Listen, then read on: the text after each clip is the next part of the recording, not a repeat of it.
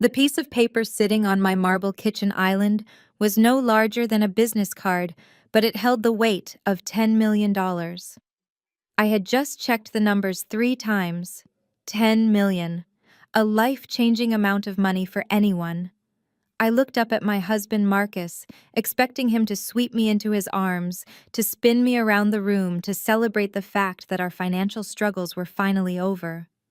Instead, he stared at the ticket, then immediately pulled out his phone and dialed his mother. Less than 10 minutes later, the front door swung open. Beatrice, my 62-year-old mother-in-law, marched into my kitchen like she owned the place. Right behind her was Chloe, my white sister-in-law, carrying a thick leather folder. There were no congratulations, there was no joy or excitement. Beatrice simply slapped a freshly printed power of attorney document right next to my winning ticket and smiled her sweetest, most venomous smile. "You are too inexperienced to handle this kind of wealth, Nia," she told me in a sickly sweet voice. "Just sign this, and I will keep the money safe for you." I did not scream, I did not cry, I did not even argue. I just smiled back, picked up my phone, and made a single phone call. Exactly 2 hours later, my phone buzzed with fraud alerts. All 6 of Beatrice's platinum credit cards had just been declined at the Gucci boutique downtown. The look on her face must have been priceless. Before I continue this story, let me know where you are watching from in the comments below. Hit like and subscribe if you have ever had to stand up to toxic in-laws who tried to manipulate you for their own gain. Now let me take you back to the moment everything unfolded and show you exactly how I took my power back. I am Nia. I am 32 years old and I work as a forensic accountant. My entire career is built on tracking hidden assets, exposing financial fraud, and following the money trail when criminals try to hide their wealth. I spend my days analyzing complex portfolios and testifying in court. But to my husband's family, I was just the poor black girl from the south side of Chicago who somehow tricked their precious son into marriage. Marcus and I had been married for 4 years. He was handsome and charming, but I quickly learned he was also deeply entangled in his mother's financial web. Beatrice liked to portray herself as a pillar of the community. She was the head of the church finance committee, drove a pristine luxury SUV, and wore designer labels from head to toe. What the church and her friends did not know was that I was the one secretly paying the mortgage on that SUV. I was the one who co-signed her credit cards when she secretly filed for bankruptcy 5 years ago. I was the silent financial pillar keeping her grand illusion alive because Marcus begged me to help his family. When Marcus called her about the lottery ticket, I watched his face transform from shock to total subservience. "Yes, Mama," he whispered into the receiver. "Yes, she is right here." He hung up and refused to look me in the eye. He just muttered that his mother was coming over to help us plan. I felt a cold knot form in my stomach. I knew Beatrice well enough to know that plan meant total control. When Beatrice pushed through the front door, the overpowering scent of her expensive floral perfume filled the room. She was dressed in a silk blouse and tailored slacks, looking more like she was arriving at a corporate board meeting than her son's house on a Saturday morning. Chloe trotted in right behind her. Chloe had been married to Marcus's older brother Jamal for 5 years. She loved playing the role of the enlightened white savior in our family, always offering me unsolicited advice about my hair, my tone of voice, and my career choices. Beatrice did not even look at me at first. She walked straight to the kitchen island and stared down at the ticket. Her eyes went wide with a greedy hunger she could not completely disguise. Then she composed herself, smoothing her silk blouse, and turned to me with a look of deep maternal concern. "Nia, sweetheart." Beatrice began, her voice dripping with fake sympathy. "Marcus just told me the incredible news. We are all so blessed. But the Lord tests us with prosperity, and $10 million is a heavy burden for a young woman to carry." She gestured for Chloe to step forward. Chloe opened the leather folder and slid a thick stack of legal papers onto the marble counter. I glanced at the bold heading on the first page: Durable Power of Attorney and Asset Management Agreement. "I know you are probably overwhelmed right now," Chloe said, placing her hand gently on my arm. I pulled my arm away immediately. Chloe sighed, adjusting her posture and giving me a pitying look. Nia, you have to be practical. I know you grew up in the south side of Chicago. People from your background are simply not used to handling this kind of sudden wealth. It is a statistical fact that lottery winners from impoverished areas end up bankrupt within 3 years. We just want to protect you. Just let Mom manage the money. She has years of experience running the church fund. She knows how to invest and distribute the wealth properly. I looked at Marcus. He was standing by the refrigerator, arms crossed, staring intently at the floor. Are you going to say anything to them, Marcus? I asked quietly. Are you going to tell your mother and your sister-in-law that your wife is a certified forensic accountant who handles multi-million-dollar corporate accounts every single day of the week? Marcus shifted uncomfortably and finally looked up. Nia, come on. Mom is just trying to help. We do not know the first thing about the tax implications on $10 million. She has connections. Just sign the paper so we can get the money secured before people start coming out of the woodwork to ask for handouts. The sheer audacity of his statement almost made me laugh out loud. The only people coming out of the woodwork to ask for handouts were standing right in my kitchen. Beatrice tapped her manicured fingernail impatiently against the signature line of the document. I have already set up a family trust, Beatrice explained smoothly, as if it was a done deal. The money will be deposited there. You and Marcus will get a very generous monthly stipend. It is the only responsible way to handle this, Nia. If you hold on to this yourself, your relatives from the south side will drain you dry. I am doing this for your own good. I stared down at the document. It granted Beatrice full authority to move, invest, and spend the funds without my consent. It was a blank check for her to steal my entire future. For years, I had tolerated their snide remarks. I had tolerated Chloe's constant microaggressions. I had tolerated Marcus consistently putting his mother's financial needs before our own marriage. I had quietly paid the bills and fixed their credit scores because I wanted to believe in family. But looking at them now circling me like vultures waiting to pick my bones clean, the last thread of my patience completely snapped. I did not raise my voice. I did not throw them out of my house. Anger would only give them ammunition to call me an aggressive woman, a trope Chloe loved to hint at whenever I disagreed with her. Instead, I leaned over the counter, picked up the winning lottery ticket, and slipped it carefully into my pocket. No, thank you, I said, keeping my voice completely even and calm. I think I will manage my own finances. Beatrice's fake maternal smile vanished instantly. Her eyes hardened into dark, furious slits. You ungrateful little girl, she snapped, her true colors finally showing for everyone to see. You have no idea what you are doing. You are going to ruin my son's life with your stubborn ignorance. I picked up my phone from the counter. I am not signing anything, Beatrice. You can take your paperwork and leave my house right now. Chloe gasped, clutching her chest as if she had been physically struck. Nia, that is incredibly disrespectful to your mother-in-law. She is only trying to save you from yourself. I ignored Chloe completely. I unlocked my phone and dialed the private client service number for the National Bank where all of the family accounts were held. Beatrice and Marcus watched in stunned silence as the automated voice prompted me to enter my secure personal identification number. Yes, hello, I said clearly into the phone. This is Nia. I need to activate a level 5 security freeze on all accounts linked to my social security number immediately. Yes, that includes all secondary card holders and authorized users. Effective, right. This second. Beatrice scoffed, crossing her arms over her silk blouse. You are being dramatic, Nia. Locking your little checking account is not going to stop the fact that Marcus is entitled to half of that ticket. I smiled at her, the kind of smile that reaches the eyes but holds absolutely no warmth. I am not locking my checking account, Beatrice. I am locking my credit profile. The profile that is currently acting as the primary guarantor for your luxury auto loan, your personal line of credit, and your 6 platinum credit cards. Beatrice froze.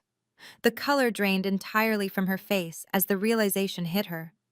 Because her own credit was completely destroyed from her bankruptcy, she had begged me to co-sign for everything she owned. Her entire luxurious lifestyle was built entirely on my perfect credit score. And by freezing it, any new transactions or credit inquiries would be instantly blocked, and her existing lines of credit would be immediately flagged and suspended for review. "Have a wonderful Saturday, Beatrice," I said, ending the call and setting my phone face down on the marble counter. 2 hours later, after they had stormed out of my house making wild threats, I was sitting on my sofa drinking a fresh cup of coffee when the notifications started rolling in. My banking app illuminated my phone screen with a series of bright red alerts. Decline transaction. Gucci, $3,400. Decline transaction. Neiman Marcus, $1,200. Decline transaction. The Capitol Grill, $400. I took a slow, peaceful sip of my coffee. The war had officially begun, and they had no idea that I held all the ammunition. The peace in my living room lasted exactly 45 minutes. I had barely finished my coffee when violent pounding shook my front door. It was not a polite knock. It was the frantic hammering of a woman who had just been publicly humiliated at the checkout counter of a luxury boutique. I did not rush to answer. I set my mug down on the coaster, smoothed the fabric of my trousers, took a deep breath, and walked slowly to the entryway. I wanted them to wait. I wanted them to feel the anxiety of not being in control. When I finally pulled the door open, Beatrice lunged forward, her face flushed dark red with unbridled rage. Marcus was right behind her, looking frantic and breathless, as if he had been sprinting to keep up with his mother's fury. Beatrice pushed past me into the foyer without an invitation, brandishing a handful of useless platinum cards in the air like weapons. "What did you do?" she shrieked, her voice echoing harshly off the high ceilings of my home. I was standing at the register at Gucci with the entire pastoral council's wives behind me. The cashier handed my card back and told me it was declined. Declined? Do you have any idea how embarrassing that was? I had to leave a python skin handbag on the counter while Susan from the choir whispered behind my back, "Turn them back on right now, Naya. Call whoever you need to call and fix this immediately." I closed the front door quietly and leaned against the solid wood. "I told you I was freezing my credit profile, Beatrice." When you freeze the primary guarantor's profile, the bank automatically suspends all authorized user cards to prevent fraudulent activity. It is standard financial procedure when a breach of trust has occurred. "Do not quote bank policy to me, you arrogant little girl," she spat, stepping closer to me until I could smell the overpowering scent of her floral perfume again. "You get on that phone and you fix this. Those are my cards. I pay the minimum balances on them.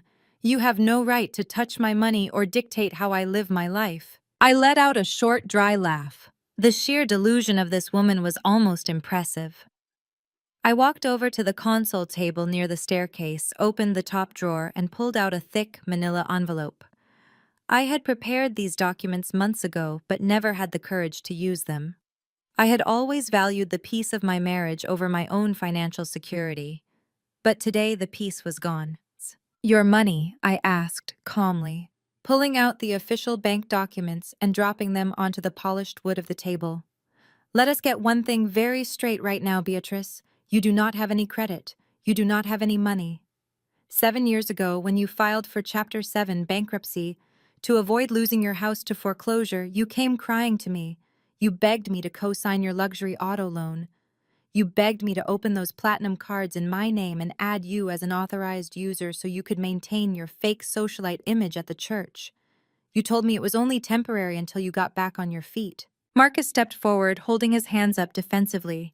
"Nia, keep your voice down. The neighbors will hear you yelling." "Let them hear," I replied, staring him down with a cold intensity. "For 7 years, I have maintained a perfect credit score of 810. I have meticulously managed every single account, ensuring payments were never late, just so your mother could drive a brand new SUV and buy designer clothes she absolutely cannot afford. And yet an hour ago, she stood in my very own kitchen and told me I was too uneducated and inexperienced to manage my own money.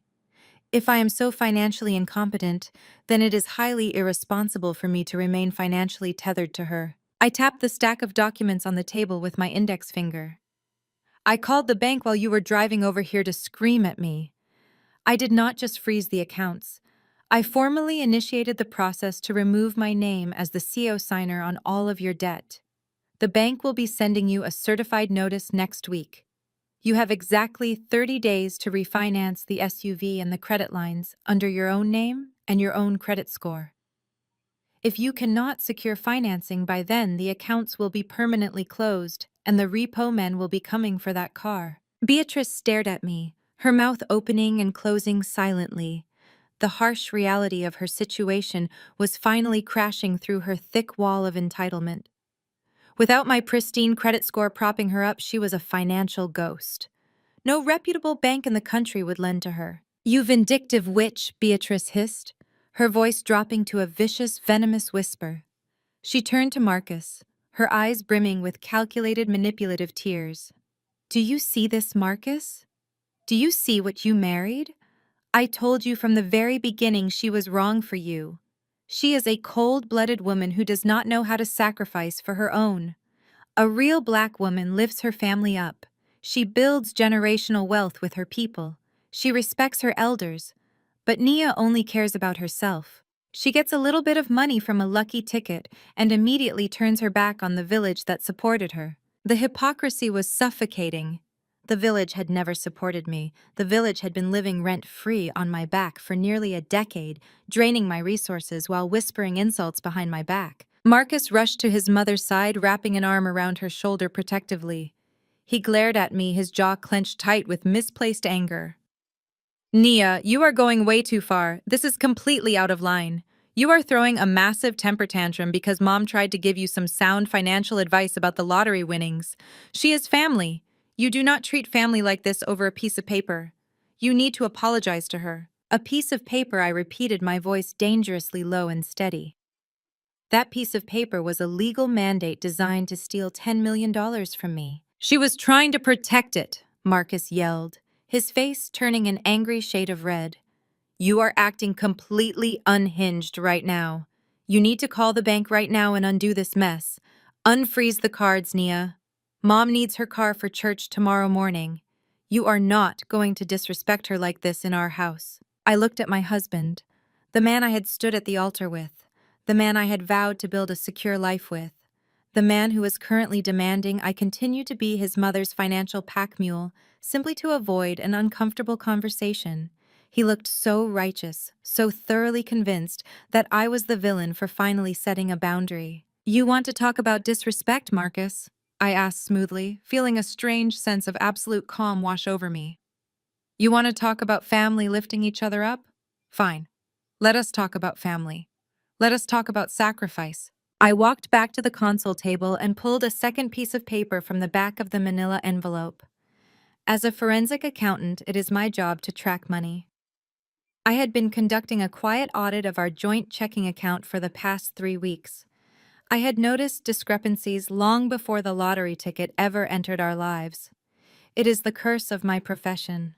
I cannot ignore numbers that do not add up, especially in my own home. I held the bank statement up so the afternoon light caught the crisp black ink. I had highlighted one specific row in bright yellow. 2 months ago, I began keeping my eyes locked dead on Marcus. You came to me crying. You sat on our bed, tears streaming down your face. You told me that your Aunt Sarah in Atlanta had been diagnosed with early-stage breast cancer. You said her insurance would not cover the experimental treatment she desperately needed to survive. You begged me to let you take $50,000 out of our joint savings account, the money I had saved for our future down payment. You begged me to use it to save her life. Marcus went completely rigid. His arm dropped limply from his mother's shoulder. The aggressive, domineering posture he had just been displaying melted away in an instant, replaced by a sudden, terrifying stillness. I did not even hesitate. I continued, my voice ringing clear and authoritative in the quiet room. I told you to send the money immediately. I told you family was the most important thing. I worked 80-hour weeks during tax season to build that savings account, and I handed it over to you without a single question, because I loved and trusted my husband. Beatrice looked confused. She frowned, glancing back and forth between Marcus and me. What is she talking about, Marcus? Sarah does not have cancer. Sarah has been living in Florida for 2 years. I smiled, a slow, chilling smile that made Beatrice take a physical step back. I know she does not have cancer, Beatrice, because I called Aunt Sarah yesterday to check on her health. She was perfectly fine playing bingo at a retirement center in Boca Raton. I stepped closer to Marcus and threw the highlighted bank statement directly at his chest. The paper fluttered through the air, landing face up on the hardwood floor, right between his expensive shoes. So before you stand in my house and defend your mother, I said, my voice dropping to a razor-sharp edge that commanded the entire room, before you dare to lecture me about sacrificing for this black family. Why do you not explain to me and your mother why that $50,000 wire transfer did not go to an oncology clinic in Atlanta? Why does the routing number on that transfer match the exact business checking account of your brother Jamal's failing cryptocurrency startup? The silence in the room was absolute and deafening. Marcus looked like all the blood had been violently drained from his body. He opened his mouth to speak, but no words came out. His eyes darted nervously from the paper on the floor to his mother's face. Beatrice let out a sharp, ragged gasp, staring down at her golden child's name printed clearly on the financial record. The moral high ground they had both been standing on just crumbled into dust beneath their feet, and they knew I was just getting started. I watched Marcus struggle to breathe. He looked frantically down at the highlighted bank statement on the floor, then darted his eyes back to my face. The sheer panic in his chest was visible through his perfectly pressed designer shirt. For 4 years, he had played the role of the loving, supportive husband while I worked myself to the bone. Now the mask was slipping, and the coward hiding underneath was finally exposed. Nia, let me explain. Marcus stammered, his voice cracking slightly. It was not a lie. Well, it was a misdirection, but it was not meant to hurt you. You have to understand the pressure I am under. Jamal came to me with a brilliant opportunity, a decentralized finance project. He just needed seed money to launch his own cryptocurrency platform. He promised me a triple return on investment within 6 months. I was trying to multiply our savings so we could buy that house outright without a mortgage. A crypto project, I repeated, my voice completely devoid of emotion, though my heart was pounding furiously. You stole our house down payment, lied to my face about your aunt dying of cancer, and funneled $50,000 into a digital coin scam managed by your brother, a man who has failed at 5 different businesses in the past 4 years. Beatrice quickly recovered from her initial shock. She waved her manicured hand dismissively, instinctively stepping up to protect Jamal. In Beatrice's eyes, Jamal was the golden child. He was the brilliant entrepreneur who was always just one lucky break away from becoming a billionaire. Marcus was just the reliable workhorse she used to fund Jamal's dreams. Now hold on a minute, Nia. Beatrice interjected, her tone turning sharp and defensive. Jamal is a visionary. He just needs a little capital to get his ideas off the ground. He has been meeting with very important investors. Marcus was just supporting his brother. That is what black men do in a strong family. They build each other up. You are a wife, Nia. You are supposed to follow your husband's financial lead, not interrogate him like a common criminal. At that exact moment, Chloe strolled into the foyer from the living room, acting as if the heavy tension suffocating the house did not even exist. She had a smug little smile playing on her lips and a brand new quilted black leather handbag slung prominently over her shoulder. Actually, Nia, Jamal is doing fantastic right now, Chloe chimed in, tossing her blonde hair back with an arrogant flip. The crypto investment has already started paying off handsomely. She patted the side of her purse proudly, her diamond rings catching the light. He bought me this gorgeous classic flap Chanel bag just last week. It cost $10,000. He said business is booming, and the profits are just rolling in. You really should be thanking Marcus for having the financial foresight to invest with our family, instead of leaving that money sitting in a dead savings account collecting pennies in interest. I stared at the pristine, shiny hardware on Chloe's designer bag. I felt a cold, sharp ache bloom right behind my ribs. The sheer audacity of her statement made my stomach turn. For the past 3 years, I had worked 16-hour days. I had missed holidays with my own friends. I had skipped vacations. I had eaten cold takeout at my desk at the accounting firm during tax season, staring at spreadsheets until my vision blurred, all to build that savings account. I took on extra corporate audits. I dragged myself home at midnight exhausted down to the very marrow of my bones, while Marcus sat comfortably on the couch watching sports and complaining about how tired he was from his basic office job. I paid our mortgage, I bought our groceries, I kept the lights on. I carried the entire financial weight of our marriage on my back so that Marcus could pretend to be a successful provider in front of his mother. And my reward for nearly working myself into an early grave was watching my white sister-in-law parade around my foyer, proudly wearing my stolen sweat and tears on her shoulder while lecturing me about financial foresight. Profits, I asked, stepping away from Marcus and locking my eyes directly onto Chloe until her smug smile began to falter. You honestly believe a man who cannot even qualify for a basic auto loan has magically generated $10,000 in liquid profit from a non-existent cryptocurrency coin in less than 2 months? Chloe shifted uncomfortably, her hand dropping from the bag. Well, Jamal said he secured early investors. I took another deliberate step toward her. That is not crypto profit, Chloe. I am a forensic accountant. I track money for a living. I know exactly how funds move, and I know exactly how fast scammers spend stolen cash. That bag on your shoulder is my money.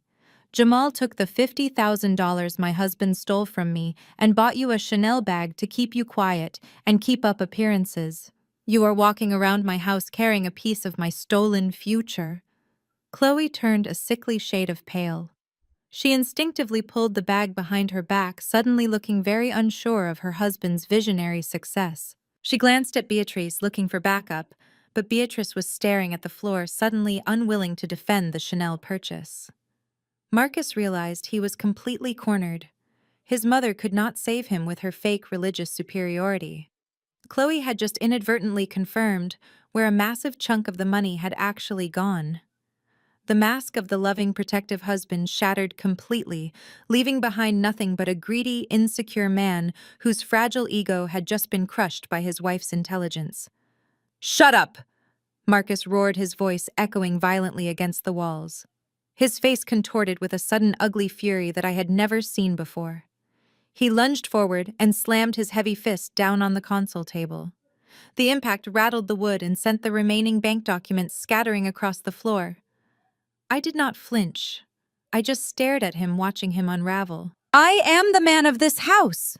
Marcus shouted, his chest heaving as he pointed a shaking finger directly at my face. "I made an investment decision for our family's future. You do not get to stand there and talk down to me. You do not get to humiliate my mother and insult my brother. I am sick and tired of you acting like you are better than all of us just because you wear a suit and look at spreadsheets all day." I remained perfectly still. "Are you finished?" I asked quietly. "No, I am not finished."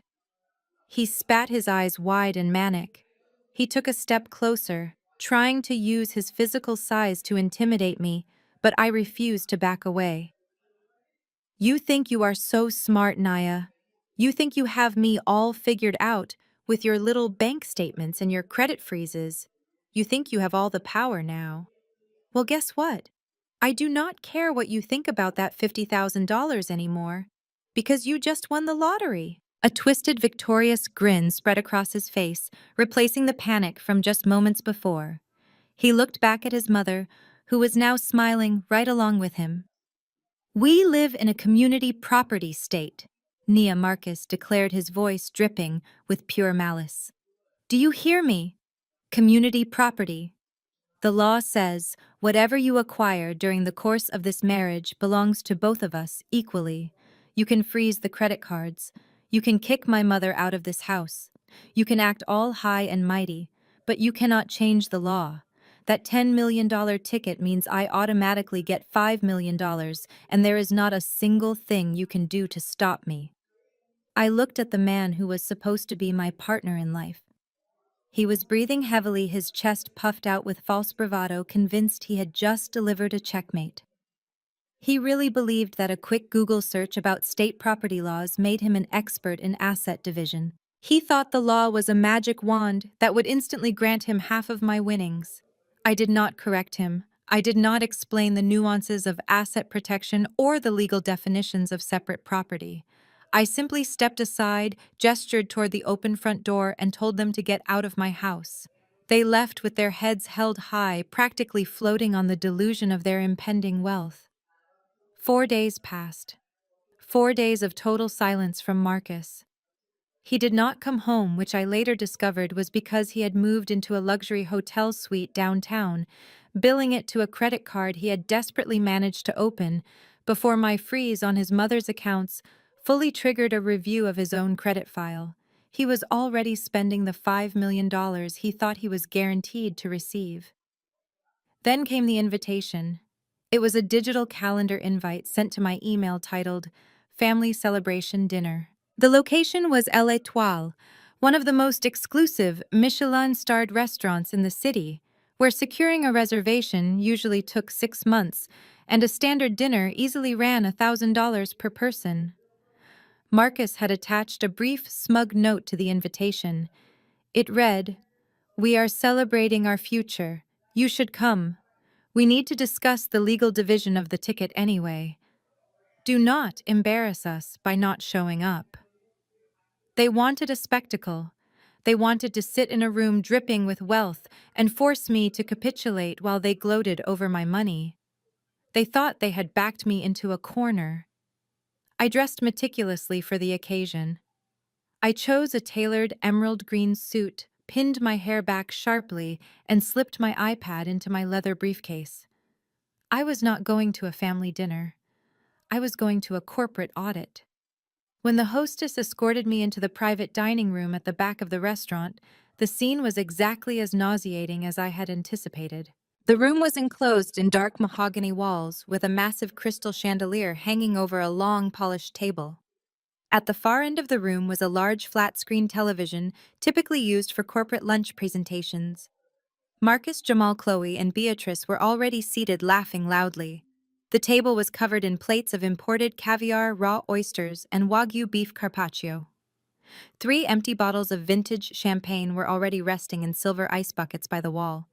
Jamal was holding court, leaning back in his chair with his jacket unbuttoned, swirling a glass of amber liquor. To the moon, Jamal cheered, raising his glass as I walked in. The greatest financial minds always know when to strike. "Marcus, my brother, you are about to be a very wealthy investor." Marcus beamed, raising his own glass to clink against Jamal's. Beatrice clapped her hands together, her face glowing with greedy delight. They did not even pause their celebration to properly acknowledge me. I quietly pulled out a chair at the opposite end of the table and sat down, placing my leather briefcase on the empty chair beside me. "Look who decided to join us," Chloe chirped. She was wearing her stolen Chanel bag slung over the back of her chair, ensuring it was perfectly visible. She signaled a waiter with a snap of her fingers. "Bring her a glass of tap water. She probably wants to keep her tab low tonight." Beatrice leaned across the table, her eyes glittering with malice. "We took the liberty of ordering the tasting menu, Nia. Marcus is picking up the check, of course." "Well, technically you both are. It is community property after all." I folded my hands on the pristine white tablecloth and observed them. It was a fascinating psychological study in human greed. They had absolutely no cash, zero tangible assets, and a mountain of hidden debt. Yet they were sitting in a Michelin-starred restaurant eating caviar because they felt entitled to my luck. Marcus wiped his mouth with a linen napkin and adopted a patronizing, businesslike tone. "Nia, I am glad you came. I have already spoken to a lawyer. He assured me that any lottery ticket purchased during our marriage is a joint asset.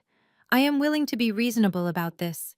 If you agree to sign over my $5 million smoothly, I will not contest your ownership of this house." We can handle this quietly, or we can go to court, and I will let my legal team drag your name through the mud. The choice is yours." He actually believed he was being generous. Before I could even respond to his ridiculous ultimatum, Chloe stood up from her chair and walked down the length of the table toward me. She reached into her designer pocket and pulled out a small glossy piece of paper, sliding it across the table until it rested right in front of my hands. I looked down. It was a promotional coupon for a cheap strip mall salon. 20% off a basic wash and set. "I got this in the mail yesterday and thought of you," Chloe said, her voice dripping with fake concern. "Go fix your hair, Nia. Black women lose their hair easily when stressed. Your edges are probably suffering right now with all this legal drama. Just relax before you head to court to split the money with your husband. You should try to look presentable when you hand over the check." Jamal chuckled loudly from the other end of the table. Beatrice smiled and took another sip of her champagne, thoroughly enjoying the blatant disrespect. They were waiting for me to snap. They wanted the angry black woman stereotype so they could feel justified in their thievery. They wanted me to yell, to throw the glass of water, to cause a scene in this fine dining establishment. I did not get angry. My heart rate did not even elevate. I picked up the cheap salon coupon, folded it neatly in half, and pushed it back toward Chloe. "Thank you, Chloe," I said, my voice smooth and perfectly calibrated. "But I do not think I will be the one losing sleep tonight." I reached into my briefcase and pulled out my iPad. I stood up, walked over to the mahogany wall, and tapped the smart control panel. The massive flat-screen television at the end of the room flickered to life. I swiped my iPad screen wirelessly, mirroring my display directly onto the 70-inch monitor. The bright glare of a complex financial spreadsheet instantly illuminated the dim room. The laughter died in Jamal's throat. Marcus set his champagne flute down heavily, spilling a few drops onto the tablecloth. "What are you doing?" Marcus demanded, his patronizing tone completely evaporating. "Turn that off. We are having a private dinner." "This is highly relevant to our private dinner," I replied, stepping back so they all had a clear view of the screen. "You brought up community property, Marcus. You brought up the legal division of assets and debts. I just wanted to make sure we were all on the exact same page regarding the financial health of this family before you start spending millions you do not have." I tapped a cell on my iPad, expanding a massive block of red numbers on the screen behind me. It was a forensic trace I had completed over the last 48 hours. It tracked every single wire transfer, every fake invoice, and every offshore routing number associated with Jamal's supposed cryptocurrency business. "You see, Jamal?"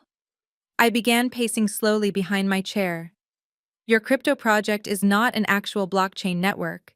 It is a very poorly constructed shell company registered in Delaware.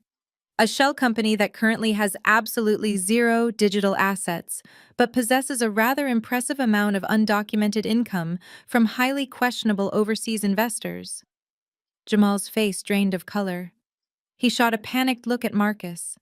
Chloe stepped back from me, her arrogant smile replaced by genuine confusion. "What is she talking about, Jamal?" Chloe asked, her voice trembling slightly. I did not let Jamal answer. I tapped the screen again, bringing up the official corporate registration documents. I zoomed in on the signature line for the chief executive officer. "Let us see if that money is enough to cover your husband's shell company debt, Chloe." Jamal slammed his hand down on the polished mahogany table, knocking over his glass of amber liquor.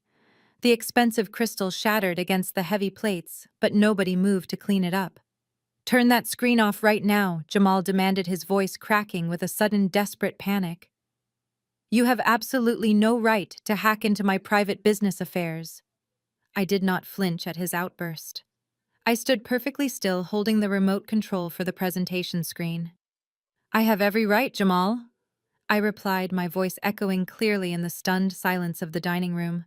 "When your private business affairs are funded by money stolen directly from my joint savings account, it becomes my business. You all seem to have forgotten what I actually do for a living. I do not just sit in a cubicle and balance checkbooks. I am a forensic accountant. I dismantle complex financial frauds for breakfast. I track ghost accounts. I unravel corporate embezzlement schemes, and I expose thieves who think they are much smarter than the paper trail they leave behind. And compared to the high-level corporate criminals I normally investigate, your little operation is incredibly sloppy. I tapped the screen of my iPad again. The spreadsheet on the massive television transitioned smoothly into a complex color-coded flowchart. It connected different bank accounts, offshore holding companies, and domestic wire transfers with bright red lines.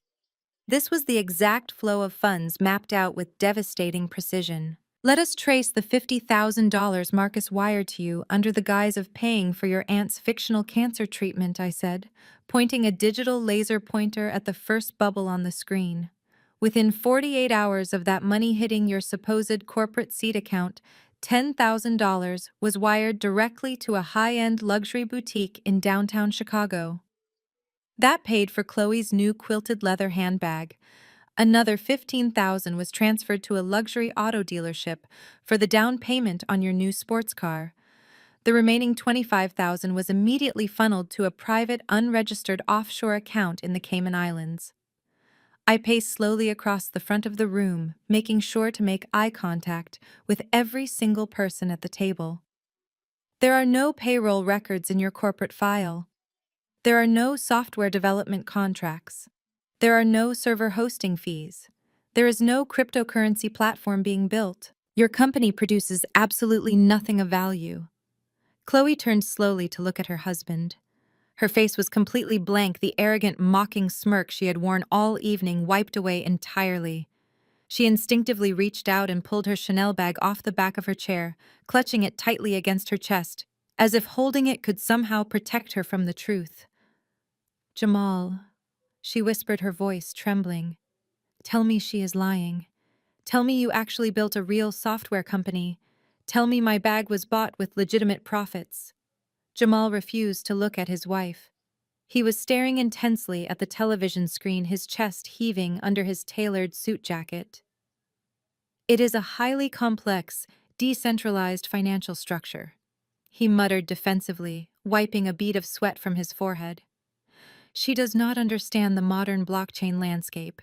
She is just twisting the numbers to make me look bad." I tapped the iPad a third time, bringing up a massive ledger of incoming wire transfers.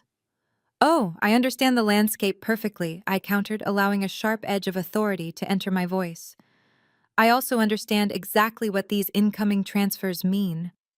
Over the last 6 months, your little shell company has received over $3 million in staggered wire transfers from various untraceable overseas entities.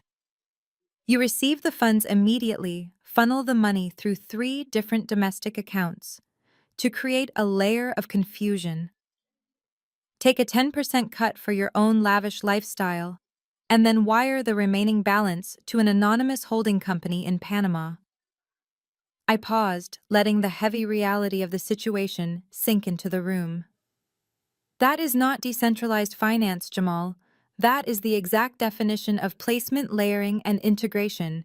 It is textbook money laundering. You are acting as a wash account for international criminals, and you are leaving a digital footprint so obvious that a first-year accounting student could spot it." Beatrice let out a sharp, breathless gasp. She gripped the edge of the mahogany table, her knuckles turning bone white against the pristine tablecloth. The color drained completely from her face as the untouchable, respectable image of her golden son shattered into a million pieces right before her eyes. The brilliant entrepreneur she had bragged about to everyone at her church was nothing more than a common financial mule. "No," Beatrice whispered, shaking her head frantically from side to side.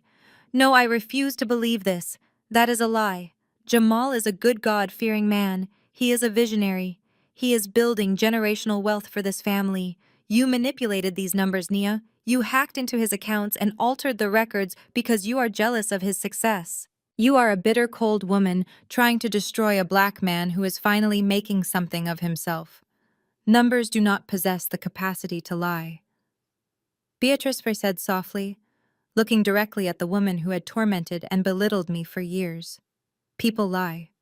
Your son has been lying to you, to his wife, and most importantly, to the federal government. He is not a visionary. He is a criminal, and he is a very careless one at that." Marcus finally found his voice. He stood up abruptly, nearly knocking his heavy wooden chair over backward. He tried to puff out his chest and project authority, though his hands were trembling visibly at his sides. He pointed an aggressive finger at me from across the room. "Enough," Nia, Marcus shouted, trying to hijack the narrative and steer the conversation back to his primary obsession. "I do not care what Jamal is doing with his business. That is between him and his private investors. This dinner is not about his startup. This dinner is about our money. You are throwing these fancy charts on the screen to distract us from the fact that you owe me $5 million from that lottery ticket." He took a step toward me, his face twisting into an ugly sneer. "If you think showing a few complex spreadsheets is going to scare me away from claiming what is legally mine, you are out of your mind. I know my rights. My lawyer made it very clear. Whatever you win during this marriage is community property. So you can put your little iPad away, sit down and write me a check. If Jamal has some minor accounting issues with his business, we will use my $5 million to hire him a good corporate lawyer to sort it out. Hand over the money, Nia, and we can all walk away from this table in peace." I looked at Marcus.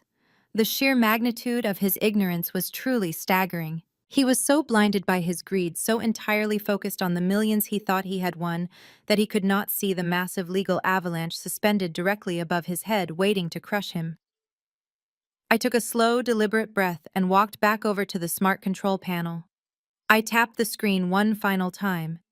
The money laundering flowchart disappeared, replaced by a scanned copy of the official Articles of Incorporation for Jamal's company, filed in the state of Delaware. I used 2 fingers to zoom in, magnifying the document until it filled the entire 70-inch screen. I focused entirely on the section listing the designated corporate officers. "You want $5 million fine?" I asked, my voice dropping to a low, absolute calm that commanded the total attention of the silent room. "You love quoting community property laws. You love bragging about how everything we acquired during this marriage is split equally down the middle. But you clearly did not read the entire legal statute, Marcus." I stepped aside and aimed the digital laser pointer directly at the massive screen. Because community property does not just apply to positive assets. It applies to liabilities, it applies to financial burdens, and it applies to any legal obligations taken on during the course of the marriage. I traced the bright red laser dot slowly underneath the signature line on the massive legal document. When Jamal set up this fraudulent shell company to wash dirty money, he knew he was playing an incredibly dangerous game. He knew he had a terrible credit history, a string of failed businesses, and multiple civil judgments against him. So he did not put his own name down as the chief executive officer. He needed a clean, reliable frontman, someone with a steady corporate job, a pristine background, and a naive, blind sense of family loyalty. Someone who would eagerly sign electronic documents without ever reading the fine print, just because his older brother asked him to. Marcus stopped breathing. He squinted at the bright television screen. His eyes widened in absolute paralyzing horror as he read the name printed boldly on the legal registration document. His own name. Marcus Vance. "Jamal listed you as the sole legal frontman and registered agent for this company." I stated clearly, letting the devastating words echo off the mahogany walls. "You are the chief executive officer on paper, Marcus. You are the one legally responsible for every single fraudulent wire transfer that has passed through those accounts." Marcus collapsed back into his chair, as if his legs had suddenly been severed. He stared at Jamal, his mouth hanging open in silent terror. Jamal quickly looked away, staring at his shoes, refusing to meet his brother's panicked eyes. "And it gets worse," I continued, showing absolutely no mercy. "Because this shell company has moved over $3 million of undocumented income, it triggered an automatic audit flag in the federal banking system. I ran a quiet check on the corporate tax identification number this morning. This company has not paid a single cent in federal taxes since its inception." I leaned forward, resting my hands on the table, looking directly into my husband's terrified eyes. The Internal Revenue Service is currently preparing to issue a massive penalty for corporate tax evasion. The estimated debt, including back taxes, fraud fines, and federal penalties, is sitting right around $2 million. Since you are the CEO, Marcus, that debt belongs entirely to you. You want $5 million? Fine.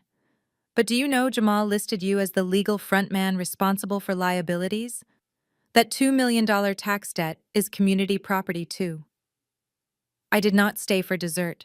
I closed my iPad, slipped it back into my briefcase, and walked out of the private dining room, leaving Marcus and his family to stare blankly at the $2 million tax liability glowing on the 70-inch screen.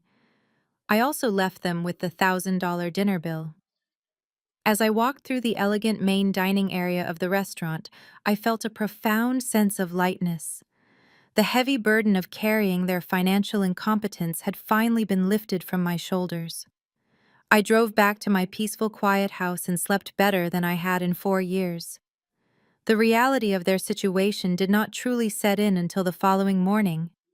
I was sitting at my kitchen island at 8:15, sipping a freshly brewed cup of green tea and reviewing a new corporate audit file for my firm, when my cell phone began to vibrate violently across the marble countertop. The caller identification flashed with Beatrice's name. I let it ring 4 times. I took another sip of my tea, savoring the quiet morning before I finally pressed the green accept button and put the phone on speaker. I did not even get the chance to say hello. Nia, please, Beatrice shrieked through the speaker. Her voice was unrecognizable. The polished, arrogant church lady tone was completely gone, replaced by the frantic, high-pitched wail of a woman watching her entire world burn to the ground. You have to help us. You have to come down here right now. They have badges, Nia. They have guns and windbreakers. I set my pen down and leaned closer to the phone. Who has badges, Beatrice? Take a breath and speak clearly. The Internal Revenue Service. She sobbed, her breath hitching wildly. They are everywhere. 2 federal agents just knocked on my front door looking for Jamal. They said they already raided the luxury hotel downtown where Marcus was staying. They dragged Marcus out of his suite in handcuffs, Nia. They put my baby in the back of a federal vehicle. They are freezing all the bank accounts. They are taking everything. In the background, I could hear the chaotic sounds of absolute panic. I heard doors slamming, heavy footsteps, and the unmistakable sound of Jamal cursing loudly. It sounded like they were all clustered together in Beatrice's living room, watching the walls close in on them. I remained perfectly calm. I warned you all last night, Beatrice. Federal tax evasion and international money laundering are not parking tickets. When the government wants their $2 million, they do not send a polite letter. They send special agents. Marcus signed his name on a fraudulent corporate charter. He is the chief executive officer of a criminal enterprise. I am not sure what you expect me to do about that. You have the money, Beatrice screamed, her desperation echoing shrilly through my quiet kitchen. You won $10 million. You have to call the bank and wire the funds to the federal government. Pay the $2 million fine, Nia. Pay the back taxes. Tell them it was a simple accounting mistake. If you pay them, they will let Marcus and Jamal go. You can fix this with one phone call. You have the power to save this family. I picked up my pen again and tapped it rhythmically against my notepad. You want me to use my money to bail out 2 grown men who stole from me, lied to me, and tried to legally extort me for half of my winnings. You are his wife. Beatrice cried out, completely ignoring my logic. You took a vow before God. And it is not just the boys, Nia. I am ruined. My reputation is completely destroyed. She broke down into loud, ugly sobs, the kind of deep chest-heaving cries that stripped away all her fake dignity. Through the phone, I finally heard the real reason Beatrice was so hysterical. Jamal made a donation. Beatrice confessed, her voice trembling so violently I could barely understand her. He wanted to make me look good in front of the pastoral council. 2 months ago, he wrote a $200,000 check from his business account directly to the church's new recreation center fund. He told me it was a charitable tax write-off. The church board named the new fellowship hall after our family. Everyone clapped for me. Everyone praised me for raising such a successful, generous black man. I closed my eyes and sighed. The sheer stupidity of their actions was astounding. They did not just launder dirty money through personal accounts, they dragged a registered nonprofit religious organization into a federal financial crime. Let me guess, I said coldly. The federal agents did not just knock on your door this morning. They knocked on the pastor's door, too. Yes, Beatrice wailed. The pastor called me right before the agents arrived at my house. The IRS froze the entire church bank account. All of the tithes, the offering money, the building fund.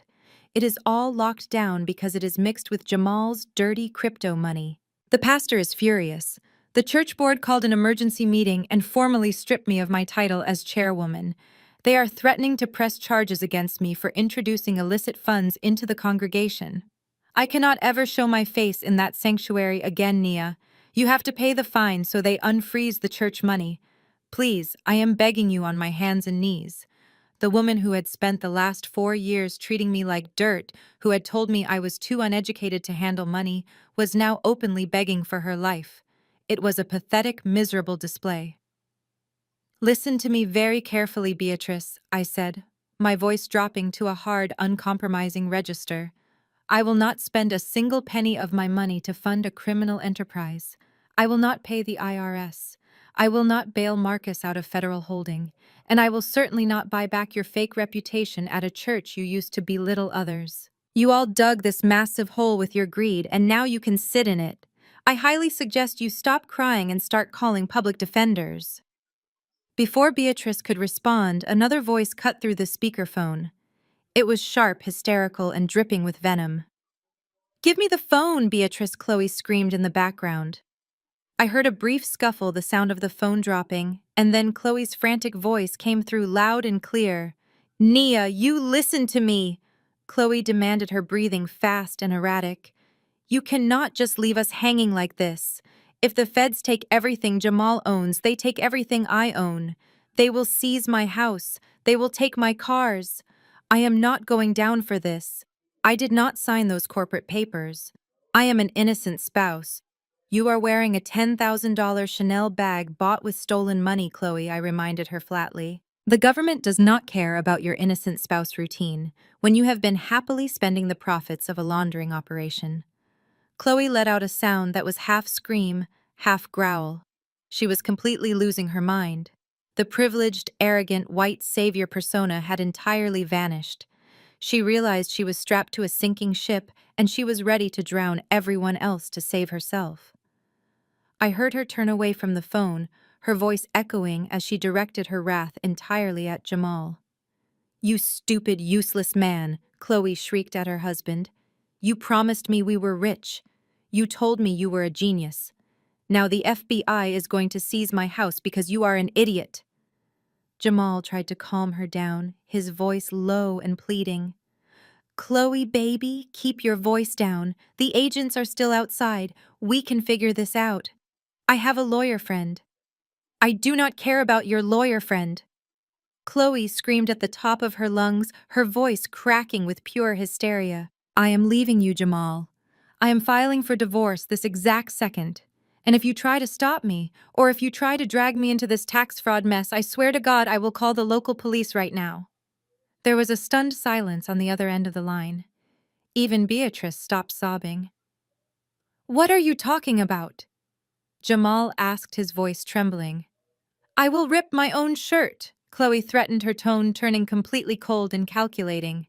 "I will scratch my own arms, and I will run outside to those federal agents crying. I will tell them you have been physically abusing me. I will tell them you forced me to keep quiet about the money. I am a terrified white woman, Jamal. Who do you think those agents with guns are going to believe? You, a black man under investigation for federal fraud, or me?" The sheer wickedness of her threat hung in the air, heavy and suffocating. She was openly weaponizing her race and her tears to destroy her husband, hoping to secure whatever clean assets were left and shift the entirety of the federal blame onto his shoulders. The family that had sworn to stick together, the family that had constantly lectured me about loyalty and sacrifice, was now violently tearing each other to pieces. I sat in my quiet kitchen, listening to the absolute madness unfolding through the speaker of my phone. The contrast between my peaceful morning and their catastrophic reality was jarring. Through the static of the line, I could hear the heavy thud of Chloe throwing items into a suitcase. She was screaming at Jamal, her voice completely unhinged, repeating her threat to march right outside and tell the federal agents that he had been physically abusing her. Jamal was crying, actually sobbing, begging her not to destroy his life. Then, cutting through the chaotic background noise, Beatrice spoke. Her voice was no longer hysterical. It had dropped into a low, urgent register. She was not speaking to me anymore. She was speaking to Marcus. Marcus? Baby, you have to listen to me, Beatrice said, her tone dripping with a dark, manipulative sweetness. You heard the agents. You heard what they are threatening to do to your brother. They are going to lock him away. They are going to ruin his future. There was a brief pause on the line. When Marcus finally responded, his voice sounded incredibly small, like a terrified child trapped in a grown man's body. What do you want me to do, Mama? They have my name on the corporate charter. They have me listed as the chief executive officer. Exactly? Beatrice replied quickly, almost too quickly. Your name is already on the paperwork, Marcus. The government already thinks you are the one running the company. If you just step up and take full responsibility, they will let Jamal go. You can tell them Jamal was just an innocent employee following your directions. The silence that followed was so profound it felt like the air had been sucked out of the room. I leaned closer to the phone, hardly believing what I was hearing. Even Chloe stopped screaming for a moment. You want me to confess to federal tax evasion and international money laundering? Marcus asked, his voice trembling so violently the words barely formed. You want me to go to federal prison so Jamal can walk free? Beatrice let out a long, shaky sigh as if she was the one carrying the ultimate burden. You have to understand the bigger picture, Marcus. Jamal has a brilliant mind. He is an entrepreneur. He has so much potential to build generational wealth for this family. He just made a few careless mistakes with his investors. But you, Marcus, you just have a regular office job. You are reliable. You are steady. You could survive a few years in a minimum security camp. Jamal is too sensitive. He would not last a week in a place like that. It would break him. But it will not break me, Marcus asked, his voice cracking completely. Mama, I could lose decades of my life. I will have a federal felony on my record. My life will be over. You are being dramatic, Beatrice scolded, her tone hardening, entirely devoid of maternal warmth. You have Nia. She just won $10 million. She can hire the best defense attorneys in the country to reduce your sentence. She can pay the fines. Jamal does not have anyone to protect him right now except us. Chloe is packing her bags to leave him. You have to do this for your brother Marcus. It is your duty to this family. You have always been the strong one. You have always been the one to support him. I listened as the reality of his entire existence crashed down around him. For his entire life, Marcus had idolized his mother. He had bent over backward to please her. He had stolen from his own wife, destroyed his own marriage, and ruined his own financial future just to secure Beatrice's approval. And in her eyes, he was completely expendable. He was nothing more than a human shield designed to take the bullets meant for her golden child. He was the sacrificial lamb, and she was eagerly pushing him onto the altar. Marcus let out a sound that I will never forget. It was a hollow, gut-wrenching gasp of pure betrayal. I did not wait to hear his response. I reached forward and pressed the red button on my screen, severing the call and plunging my kitchen back into total silence. I took a deep breath, picked up my pen, and went back to my corporate audit file. Their circus was no longer my problem. 2 days passed. The local news stations picked up the story. The federal raid on the luxury downtown hotel made the evening broadcast complete with blurry footage of federal agents carrying boxes of documents out of Jamal's leased office space. The scandal surrounding the church was even worse. Reporters swarmed the sanctuary steps demanding answers about the frozen charity funds and Beatrice's sudden resignation from the pastoral council.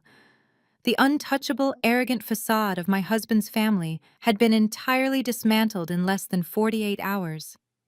I assumed that Marcus, having faced the ultimate betrayal by his mother, would experience a profound awakening. I thought the shock of realizing he was completely disposable to the family he had fiercely protected would bring him to his knees. I expected him to call me begging for forgiveness, admitting that I had been right all along. But I had severely underestimated the destructive power of a fragile male ego. Marcus could not handle the truth. He could not accept that he had destroyed his own life for a mother who did not truly value him. Confronting that reality would completely break him. So instead of taking accountability, instead of directing his anger at the brother who used him or the mother who tried to sacrifice him to the federal government, Marcus redirected every ounce of his hatred and humiliation directly at me.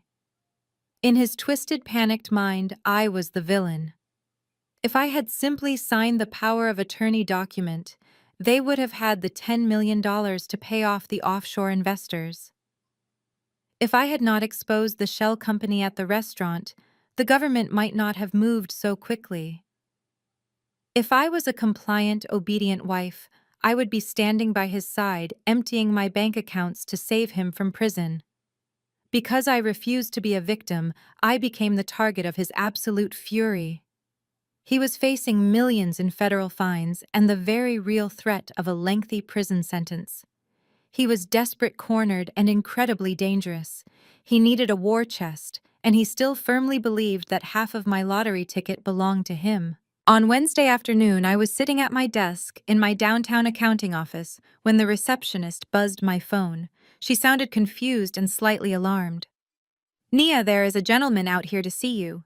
He refused to give his name, but he says he has a legally binding delivery for you. Send him back," I said, keeping my voice steady.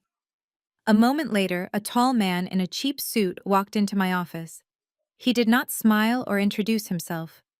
He simply walked up to my desk, dropped a thick, heavy manila envelope right on top of my keyboard, and snapped a quick photograph of me sitting there with his cell phone. "You have been served," the man said flatly, turning on his heel and walking out the door. I stared at the thick envelope. I reached out, broke the seal, and pulled out a massive stack of legal documents stamped with the official seal of the family court. I flipped to the first page. It was an emergency petition for divorce filed on the grounds of irreconcilable differences and financial abuse, but it was the name of the attorney listed at the top of the page that made my stomach tighten. Marcus had not hired a standard divorce lawyer. He had retained Richard Vance, a notoriously aggressive shark of an attorney who specialized in high-asset, high-conflict divorces. The man was famous in the city for destroying spouses hiding assets and dragging out court battles for years, until the opposing party was completely bankrupt from legal fees. He only took cases on contingency when he knew there was a massive payout at the end. I flipped to the second document in the stack, and my blood ran cold. It was an ex parte emergency injunction. Marcus and his shark attorney had bypassed the standard hearing process by claiming I was a flight risk actively trying to conceal marital assets. They had petitioned a judge behind closed doors completely without my knowledge, demanding an immediate total freeze on the $10 million lottery payout until the divorce was finalized. I read the final paragraph of the judge's order. It stated that as of 9 o'clock this morning, the State Lottery Commission was legally barred from dispersing any funds to my accounts. Marcus had officially frozen my winnings. He wanted his $5 million and he was fully prepared to burn me to the ground to get it.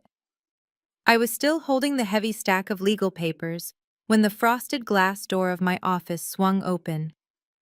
There was no polite knock. There was no warning buzz from the receptionist. Instead, two uniformed city police officers stepped directly into my private workspace. Their hands rested casually near their duty belts, scanning the room, as if I were a dangerous fugitive rather than a corporate accountant sitting behind a mahogany desk. Right behind the officers walked Marcus. He was wearing a brand new, sharply tailored navy suit that he had undoubtedly purchased on a credit card he could not afford. His chest was puffed out, his chin tilted up in a textbook display of unearned arrogance. Beside him stood an older white man carrying a sleek leather briefcase. The man had slicked back silver hair, a predatory grin, and eyes that looked like dead stones. This was Richard Vance, the shark. Ma'am, we are here on a civil standby to ensure the peaceful delivery of a court summons. The taller police officer announced, his voice loud enough to echo into the hallway where my coworkers were undoubtedly watching. It was a completely unnecessary intimidation tactic. A process server had already handed me the initial petition. Bringing uniformed police officers into a corporate accounting firm was a calculated move designed to embarrass me, to make me feel small, and to force me into submission under the guise of legal authority. I did not panic. I calmly placed the judge's order down on my desk, folded my hands together, and looked directly at my husband. "Hello, Marcus," I said smoothly. "I see you brought an audience." Marcus smirked, stepping out from behind the officers. He walked right up to my desk and leaned over it, planting his palms on the polished wood. "You thought you could outsmart me, Nia?" He sneered, his voice dripping with venomous satisfaction. "You thought you could just freeze my mother's accounts, embarrass my family, and walk away with $10 million. But you forgot who you are dealing with. I told you I know my rights." Richard Vance stepped forward, gently pushing Marcus aside to take control of the room. He did not introduce himself. He simply opened his leather briefcase, pulled out a second stack of documents, and dropped them onto my desk with a heavy, dramatic thud. "Listen to me very carefully, young Lady Vance," began, his tone dripping with the kind of condescending patriarchy that made my skin crawl. "You have played a very dangerous game of financial hide-and-seek with my client. The family court judge was absolutely appalled when I presented the evidence of your sudden lottery windfall and your subsequent attempts to financially isolate your husband. The injunction you are holding means you cannot touch a single dime of that money. It is locked in an escrow holding account, and it will stay there for years while we drag you through endless litigation." Vance leaned closer, his dead stone eyes locking onto mine. "You are a forensic accountant. You understand the cost of drawn-out legal warfare. By the time I am finished billing my hours, and by the time the court appoints forensic auditors to comb through every single receipt you have generated for the last 4 years, that $10 million will be entirely eaten up by legal fees. You will walk away with absolutely nothing."